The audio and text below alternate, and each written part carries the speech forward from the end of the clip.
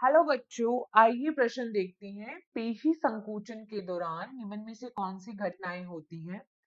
पहला विकल्प है एच क्षेत्र अप्रकट या लुप्त हो जाता है। दूसरा, ए पट्टी चौड़ी हो जाती है। तीसरा, आई पट्टी की चौड़ाई घटती है। चौथा, ए पट्टी की चौड़ाई प्रभावित नहीं होती है। और पांचवा, एम रेखा व जेड रेखा समीप आ जाती है। तो देखिए, अगर हम इस प्रश्न की मुख्य अवधारणा के बारे में चर्चा करें तो हम देखते हैं इस प्रश्न की मुख्य अवधारणा में कि पेशी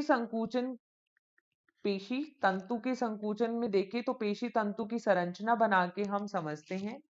तो देखिए, पेशी तंतु की संरचना में हम देखते हैं कि इसमें दो प्रकार की पट्टी पाई जाती है। एक होती है हल्की पट्टी, जिसे कहते हैं हल्की पट्टी या आई बैंड बोल दो, आई बैंड। और यह भी क्या है? I band. आई बैंड को विभाजित करने वाली रेखा को कहा जाता है, आई बैंड को विभाजित करने वाली रेखा जो है वो है जेड रेखा। यह कौन सी रेखा है? जेड रेखा। इन हल्की आई बैंड के मध्य में जो पाया जाता है उसे कहते हैं डार्क बैंड, या इसे क्या कहा जाता है? ई बैंड कहते हैं। ई बैंड को मध्य से विभाजित करने वाली रेखा जो है वो कौन सी रेखा होती है? एम रेखा। और ई बैंड का वह भाग जो कि आई बैंड के द्वारा अध्यारोपित नहीं होता उसको कहते हैं एच क्षेत्र। तो हम देखते हैं कि जब पेशी में संकुचन होता है तो एच क्षेत्र जो है वह गायब हो जाता है, गायब हो जाता है।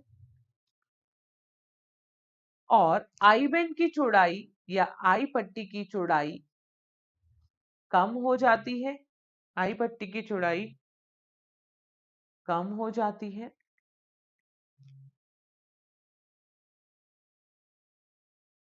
और ए पट्टी या ए बैंड की चौड़ाई, ए बैंड की चौड़ाई समान रहती है, समान रहती है। वह हम देखते हैं कि जो ए बैंड के मध्य में उपस्थित एम रेखा और ये जो जेड रेखा है, जब एच क्षेत्र गायब हो जाएगा तो जेड रेखा और एम रेखा एक दूसरे के पास में आ जाती है। तो देखो, एच क्षेत्र अप्रकट या लुप्त होगा, ए पट्टी चौड़ी नहीं होगी, ये ज्यों की त्यों बनी रहती है। और आई पट्टी की जो चौड़ाई है वो घट जाएगी, ए पट्टी की चौड़ाई प्रभावित नहीं होती और एम रेखा व जेड रेखा समीप आ जाती है। तो पहला, तीसरा, चौथा और पांचवा कथन यहाँ पे सही है, जैसा कि पहले विकल्प में ही दे रखा है। तो इस प्रश्न का सही उत्तर आएगा केवल ए। आशा करते हैं आपको इस प्रश्न का उत्तर समझ में आया होगा। धन्यवाद।